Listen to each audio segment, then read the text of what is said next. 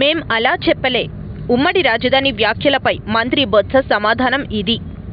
AP రాజధానిగా హైదరాబాద్ను కొనసాగించాలంటూ YCP senior నేత వైవి సుబ్బారెడ్డి చేసిన వ్యాఖ్యలు రచ్చకు దారితీయడంతో వైసీపీ దిద్దుబాటు చర్యలకు దిగింది.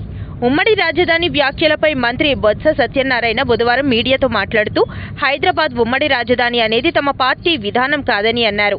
వైవి సుబ్బారెడ్డి వ్యాఖ్యలను వక్రీకరించారన్నారు. అనుభవం ఉన్న నేత ఎవరైనా ఉమ్మడి రాజధాని వ్యాఖ్యలు చేస్తారా అంటూ ఎదురు ప్రశ్నలు వేశారు. 10 ఏళ్ల తర్వాత హైదరాబాద్ను ఉమ్మడి రాజధాని చేయడం ఎలా సాధ్యమవుతుందని అన్నారు. హైదరాబాద్ విశ్వనగరమని, అది ఏమైనా వేముల ప్రశాంత్ రెడ్డి సొంత ఆస్థానమా అని వ్యంగ్యాస్త్రాలు సంధించారు. తాటాకు చప్పుళ్లకు భయపడేది లేదని, లేని మాటలకు తామే మాట్లాడబోమని అన్నారు. చంద్రబాబు అర్ధరాత్రి పారిపోయి వచ్చిన కారణంగా ఇప్పుడు రాష్ట్రానికి రాజధాని లేకుండా పోయిందని ఆరోపించారు. గవర్నమెంట్ నుంచి రిపీట్ చేయండి అని చెప్పని జగన్మోహన్ రెడ్డి గారు పదే పదే చెప్తున్నారు. ఆశీర్వదించమని ఆయన పదే పదే చెప్తున్నారు. మేము కూడా అదే చెప్తున్నాం. ఊరిగా ఎందుకు మరి మాట్లాడుతున్నారో అర్థం అవ్వట్లేదు. అనొచ్చు కదా, ఇగో ఇది లోపం ఉంది, ఇది లోపం ఉంది, ఇది లోపం ఉంది అంటే ఇప్పుడు నేను చెప్పిన 10 అంశాల్లో ఏది లోపం ఉంది, ఏది అందట్లేదు, ఏది చేయట్లేదు, ఇంతకు ముందు కంటే విద్యలో కానీ, వైద్యంలో కానీ, సంక్షేమంలో కానీ, వ్యవసాయంలో కానీ మేము అభివృద్ధి చేసాము, మళ్ళీ మాకు అవకాశం అంటే ఫైన్, తప్పు కాదు రాజకీయాలు. కానీ ఏమీ చేయక శూన్యాన్ని అరచేతిలో ఎక్కడి నుంచి చూపెట్టి మళ్ళీ వాళ్ళు తగుదమ్మా అంటే ముందుకు వస్తుంటే పెద్ద అమాయకులు కాదు.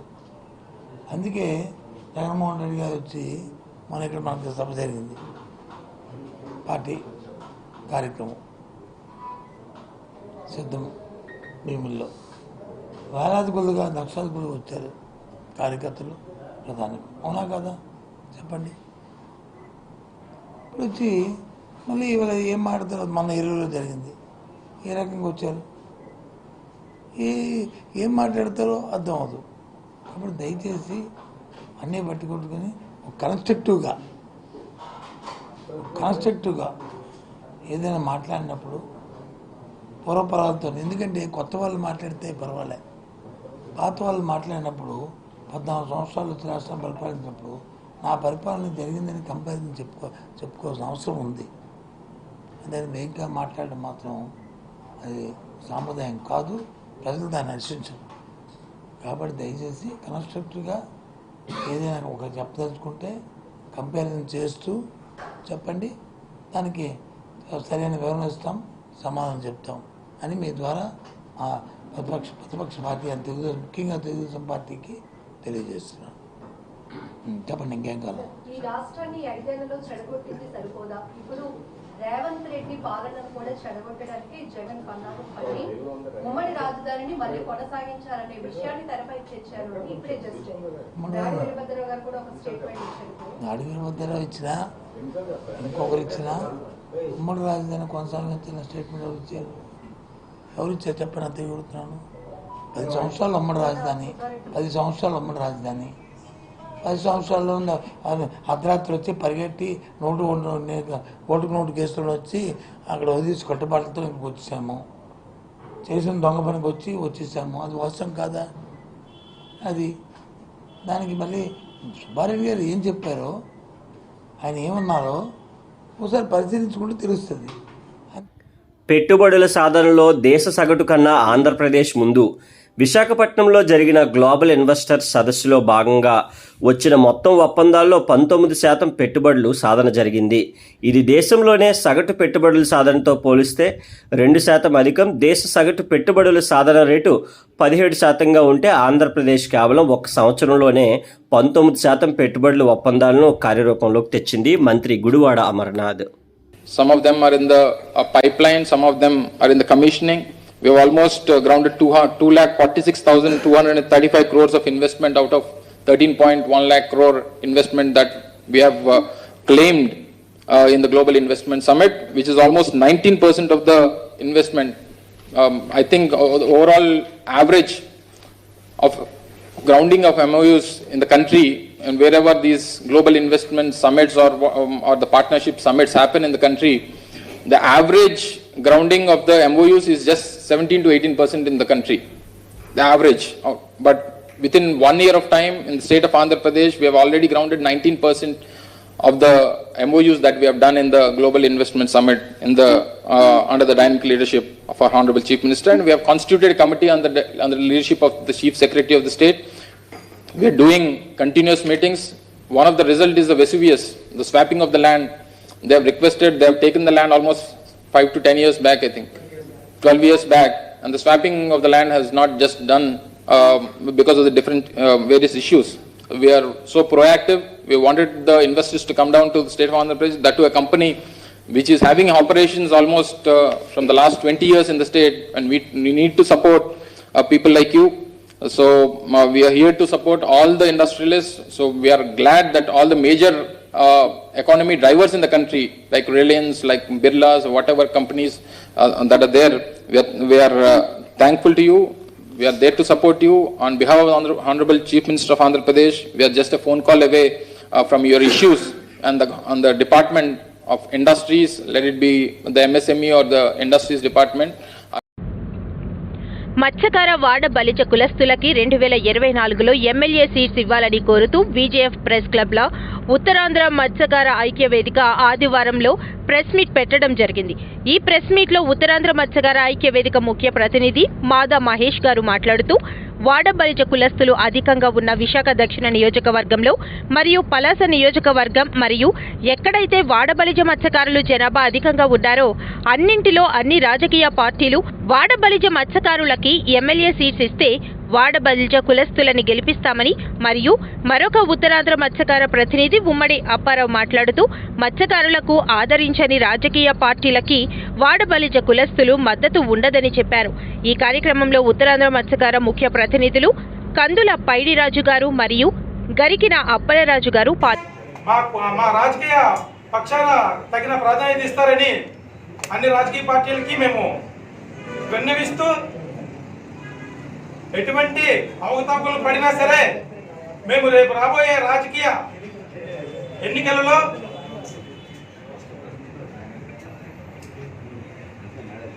మొత్తం అందరినీ కూడా, అన్ని పార్టీ నాయకులను కూడా మేము ఉద్దేశించి మాట్లాడుతున్నాము. దయచేసి ఇప్పటికే మేము ఎంత వెనకబడుతూనే ఉన్నామో ఈ రాష్ట్ర ప్రజలందరికీ తెలుసు, రాష్ట్ర నాయకత్వానికి తెలుసు, రాష్ట్ర అధికార గణానికి కూడా తెలుసు. ఎప్పుడు కూడా ఓట్లు వేసే వ్యక్తులుగానే మిగిలిపోతున్నాము. దయచేసి ఈ రోజు ఇక నుంచినైనా సీట్లు కేటాయించి అసెంబ్లీకి పోటీ చేసే అవకాశం కల్పిస్తారని మేము రిక్వెస్ట్ చేస్తూ డిమాండ్ చేస్తున్నాము. అలాగే ఈ అభివృద్ధి పేరుతో అనేక కర్మాగారాలు మా సముద్ర తీర ప్రాంతాన నిర్మిస్తున్నారు. కానీ ఉపాధి కల్పిస్తామని హామీ అయితే ఇస్తున్నారు, కానీ అది రాతలో మాత్రం అవుతుంది, కానీ చేతలు ఎటువంటి దగ్గర కావడం లేదు. ఇక రేపు రాబోయే రోజుల్లో ఈ కర్మాగారాల నిర్మాణాల్లో కూడా మమ్మల్ని భాగస్వాములు చేసి ఉపాధి నిమిత్తం మా కుటుంబాలని ఆర్థికంగా ఆరోగ్యపరంగా ఆదుకుంటారని ఈ ప్రభుత్వాలని, రాజకీయ పార్టీలని మేము రిక్వెస్ట్ చేస్తూ డిమాండ్ చేస్తున్నాము. అలాగే మత్స్య సంపద ఇప్పటికే చాలా ఎంతో అంతరించిపోతుంది. అనేక రకమైన ఈరోజు మత్స్య జాతులు సంఖ్య రోజు రోజుకి తగ్గిపోతుంది. దానిని పెంచే విధంగా కర్మాగారాలు నాయకులు కానీ, కర్మాగారాలు పెట్టే అధికారులు కానీ, ఆ యొక్క మేనేజ్మెంట్ ఒక నీరు పొల్యూషన్ కానీ, గాలి పొల్యూషన్ కానీ తగు చర్యలు తీసుకొని మత్స్యకార గ్రామాల ప్రజలు ఆరోగ్యాన్ని కాపాడతారని, ఇవన్నీ జరగాలంటే మేము ఓట్లు వేయడమే కాదు, మాకు కూడా పోటీ చేసే అవకాశం ఇస్తే మా ఉత్తరాంధ్ర నాయకులు ఏ అసెంబ్లీ నియోజకవర్గాల వారీగా ఉత్సాహవంతులైన నాయకులు ఉన్నారు. ఈరోజు ఇంజనీర్ చేసేటోళ్ళు ఉన్నారు, ఒక డాక్టర్ చేసేటోళ్ళు ఉన్నారు. అలాగే ఒక రెవెన్యూ డిపార్ట్మెంట్ పరంగా కూడా మంచి ఉన్నతమైన చదువులు చదువుతూ మంచి ప్రజా పరిపాలన మీద, ప్రజా కష్ట సుఖాల్లో అవగాహన వ్యక్తులు ఉన్నారు. వాళ్ళందరినీ గుర్తించి ఈరోజు డబ్బు ప్రాతిపదిక కాకుండా కులగణన ప్రాతిపదికగా జనాభా రీత్యా ఇంత ఎక్కువ సంఖ్య ఉన్నప్పటికీ కూడా ఎంతో వెనుకబడతానికి గురవుతున్నాం మేము. దయచేసి ఇది రిక్వెస్ట్ అనుకోండి. రేపు రాబోయే రోజుల్లో మత్స్యకార గ్రామాల్లో అన్ని రాజకీయ పార్టీ నాయకులను కూడా వ్యతిరేకించి ఎక్కడికక్కడ అడ్డుకట్టు వేసే రోజు రాబోతుంది. అంతవరకు వెళ్లకుండా ఉండాలంటే ఈ అసెంబ్లీ ఎన్నికలలో ఉత్సాహవంతులైన విద్యావంతులైన వ్యక్తులకి అన్ని నియోజకవర్గాల్లో కూడా మా మత్స్యకార నియోజకవర్గాల్లో ప్రాధాన్యతను బట్టి జనాభా ప్రాధాన్యతను బట్టి సీట్లు కేటాయించి రాజకీయంగా ఒక ఎదుగుదలకి సపోర్ట్ చేస్తారని అన్ని రాజకీయ పార్టీలు కూడా విన్నవించుకుంటున్నాం. సీఎం ఎన్ని జిమ్మికులు చేసినా ప్రజలు నమ్మరు. వైసీపీ ప్రభుత్వం దాటిపోతుందనే విషయం ప్రజలకు తెలిసిపోయిందని మాజీ మంత్రి దాడి వీరభద్రరావు అన్నారు. విశాఖ టీడీపీ కార్యాలయంలో ఆయన మాట్లాడుతూ ముఖ్యమంత్రి ఎన్ని జిమ్మికులు చేసినా ప్రజలు నమ్మే పరిస్థితిలో లేరని అన్నారు. ఈ ప్రభుత్వాన్ని వదిలించుకోవాలని ఎన్నికల కోసం ప్రజలు ఎదురు చూస్తున్నట్లు తెలిపారు. ఏ వర్గం కూడా ఈ ప్రభుత్వం పట్ల సంతృప్తికరంగా లేదన్నారు. రాష్ట్రాన్ని అతలాకుతలం చేయడం, ప్రశాంతంగా ఉన్నటువంటి తెలంగాణ రాష్ట్రాన్ని కూడా అతలాకుతలం చేయడానికి ప్రయత్నం చేయడం అనేటువంటిది మంచిది కాదు జగన్ గారు. ఇది సరైనటువంటి విధానం కాదు. ఒక మనిషిగా హ్యూమన్ టచ్ లేని మనిషిగా మీరు మారిపోయారు. There should be human touch for everybody. మీకు ఆ హ్యూమన్ టచ్ లేదు, మానవతావాది కాదు మీరు. అంతేగాని ప్రజలతో ఆటలాడుకునేటువంటి పద్ధతిలో ప్రజలను నరకం చూపించాలనేటువంటి విధానం మానుకోండి. 60 రోజుల్లో మీరు ఇంటికి వెళ్ళిపోతున్నారు. ఈ 60 రోజులు కూడా మమ్మల్ని బతకనవరా? ఈ రాష్ట్ర ప్రజలు బతకనవరా? ప్రశాంతంగా ఉండవరా? కొంచెం మారండి. 60 days అయినా కొంచెం మానవుడిగా బతకండి అని నేను జగన్ గారికి విజ్ఞప్తి చేస్తున్నాను. లెక్కండి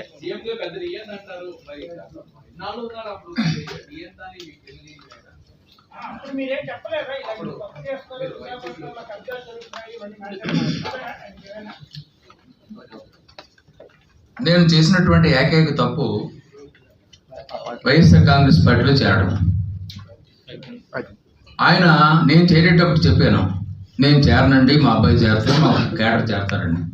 లేదన్నా, మీరు నా తండ్రి లాంటి వాళ్ళు, మీరు ఉండాలి నా దగ్గర. నేను నా నాన్న బోర్డు అంత డబ్బు నాకు ఇచ్చాడు, నేను డబ్బు కోసం చూడను, అవినీతి అనేది దగ్గర చేరనివ్వను, అవినీతి లేని ప్రభుత్వాన్ని నేను ఏర్పాటు చేస్తాను. ఒక నా ఫోటో 20 సంవత్సరాల పాటు ప్రజలు వాళ్ళ ఇళ్లలో పెట్టుకునేలాగా నేను పరిపాలన నడుపుతాను.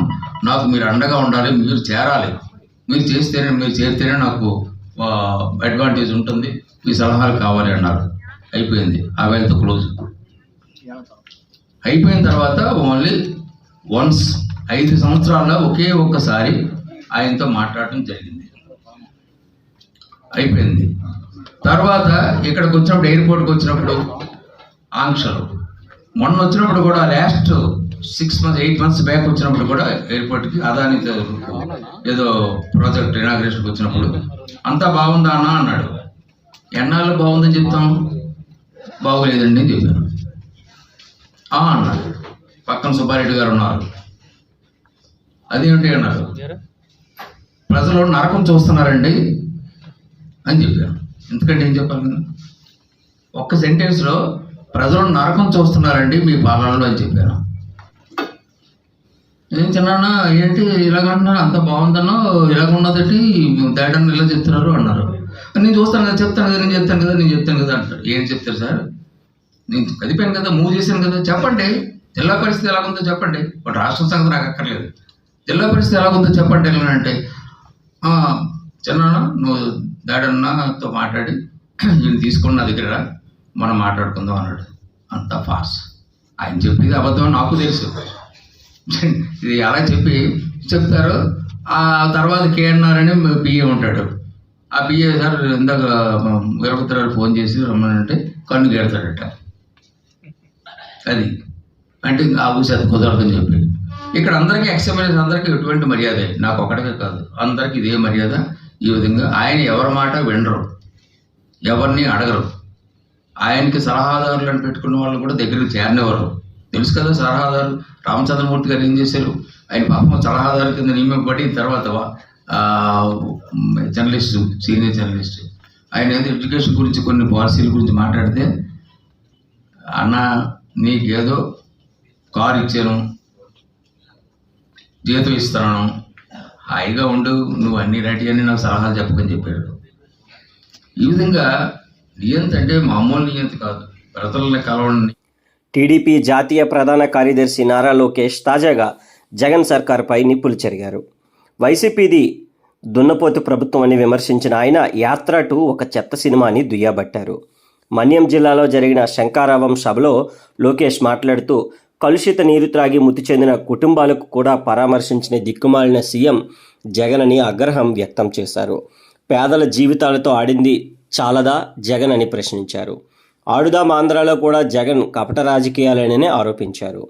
పార్థసారథి వంటి సీనియర్ నేతకు కూడా జగన్ దర్శనం దొరకదని చెప్పారు. ఎన్నికల ముందు 25 ఎంపీలు గెలిస్తే ఢిల్లీ మెడలు వంచి ప్రత్యేక హోదా తెస్తామని చెప్పిన జగన్ ఆ దిశగా కృషి చేశారా అని నిలదీశారు. పరిష్కరించే పరిస్థితులు లేరు. ఇక్కడున్న ప్రజలందరినీ కోరుతున్నా, 2024లో తెలుగుదేశం జనసేన పార్టీ అభ్యర్థిని గెలిపించండి.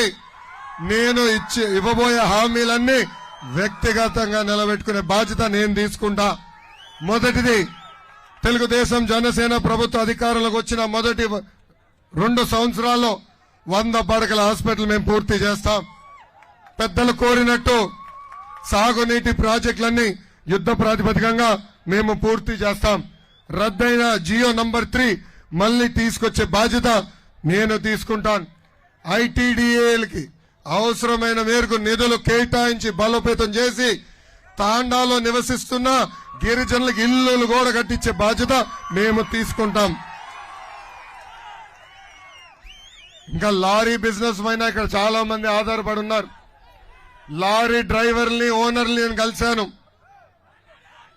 అరే క్వార్టర్ బాటిల్ గురించి ఎందుకు ఆగండి, ఒక్క నిమిషం. లారీ డ్రైవర్ని లారీ ఓనర్లు కూడా నేను కలిసా. తమ్ముడు కూర్చో తమ్ముడు, రే క్వార్టర్ బాటిల్ గురించి ఎందుకు. లారీ డ్రైవరు లారీ ఓనర్లు కూడా నేను కలిసా. ఈ ప్రభుత్వ అధికారంలోకి వచ్చిన తర్వాత వాళ్ళపైన కూడా బాధుడే బాధుడు, అన్ని పనులేసి బాధుడే బాధుడు. లారీ డ్రైవర్లకి ఓనర్లకి నేను హామీ ఇస్తున్నా, 2 నెలల్లో ఓపిక పట్టండి. భారతదేశంలోనే అతి తక్కువ పన్ను ఉండే విధంగా చేసే బాధ్యత మన ప్రభుత్వం తీసుకుంటుంది. ఆపేసి మూతపడిన జూట్ మిల్ మరీ తెల్పించే బాధ్యత మేము తీసుకుంటాం. ఉత్తరాంధ్రకి చెప్తున్నా, ఉత్తరాంధ్రకి ఎట్లయితే అనంతపూర్కి కియా ఫ్యాక్టరీ తీసుకొచ్చి ఆ ప్రాంత రూపురేఖలు మార్చామో అదే విధంగా ఉత్తరాంధ్రకి పెద్ద ఎత్తున పరిశ్రమలు తీసుకొస్తాం, సెజ్ ఏర్పాటు చేస్తాం, స్థానికులకి ఉద్యోగాలు కల్పించే బాధ్యత నేను వ్యక్తిగతంగా తీసుకుంటాను. ఇంకా గిరిజనులకి రావాల్సిన 17 సంక్షేమ కార్యక్రమాలు మళ్ళీ మేము అందిస్తాం. గిరిజనులందరూ ఒకటే గుర్తుపెట్టుకోవాలి, రాష్ట్ర వ్యాప్తంగా మొన్న 7కి 7 సీట్లు మీరు వైకాపా పార్టీని గెలిపించారు. ఆ 7 నియోజకవర్గాల్లో కనీసం ఒక్క అభివృద్ధి కార్యక్రమం జరిగిందా అని ఆలోచించమని కోరుతున్నా. 7కి 7 తెలుగుదేశం పార్టీకి ఇవ్వండి, అభివృద్ధి ఏంటో చేసి చూపించే బాధ్యత మేము తీసుకుంటాం. తెలుగుదేశం పార్టీ బలం, తెలుగుదేశం పార్టీ కార్యకర్తలు. అన్న విశ్వవిఖ్యాత నట సార్వభౌమ స్వర్గీయ నందమూరి తారక రామారావు గారు ఏ ముహూర్తంలో పార్టీ స్థాపించారో తెలియదు కానీ భారతదేశంలోనే కార్యకర్తల పార్టీ అంటే గుర్తొచ్చే మొదటి పార్టీ తెలుగుదేశం పార్టీ. అందుకే 2014లో మీకోసం కార్యకర్తల సంక్షేమ నిధి ఏర్పాటు చేశాం. భారతదేశంలో ఎప్పుడు లేని విధంగా ప్రతి కార్యకర్తకి 2 లక్షల ప్రమాద బీమా తీసుకొచ్చిన పార్టీ తెలుగుదేశం పార్టీ. ఇప్పటికీ దాదాపు 100 కోట్ల రూపాయలు కార్యకర్తల కుటుంబాలకు ఇచ్చి ఆదుకున్న పార్టీ తెలుగుదేశం పార్టీ. అంతెందుకు, ఒక్క నిమిషం తమ్ముడు, అంతెందుకు కార్యకర్తలు ఎవరన్నా చనిపోతే వాళ్ళ పిల్లల్ని దత్తకు తీసుకుని చదివిస్తుంది నా తల్లి భువనేశ్వరి అమ్మ. నాకు అక్క చెల్లెలు లేరు, అన్న తమ్ముళ్ళు లేరు, కానీ 60 లక్షల మంది కార్యకర్తలు నాకు అక్క చెల్లెళ్ళు అన్న తమ్ముళ్ళు. అదే మా కుటుంబానికి కార్యకర్తలకు ఉన్న అనుబంధం. 2019 నుంచి 24 వరకు మన పైన అనేక కేసులు పెట్టారు, నా పైన కూడా 22 కేసులు పెట్టారు. ఇక్కడున్న కార్యకర్తలు అడుగుతున్నా 22 కేసుల కన్నా ఎక్కువ ఉన్న వాళ్ళ చేతులు పైకెత్తండి. అరే జగన్ మన కార్యకర్త కాదురా బాబు, అలాంటి వాడికి మనం ఎందుకు సొప్పెత్తిస్తాం? చిచ్చి గలీజుడు. 22 కేసుల కన్నా ఎక్కువ ఎవరికి లేదా? నాకున్నాయి. ఎస్సీ ఎస్టీ కేసు పెట్టారు నా పైన.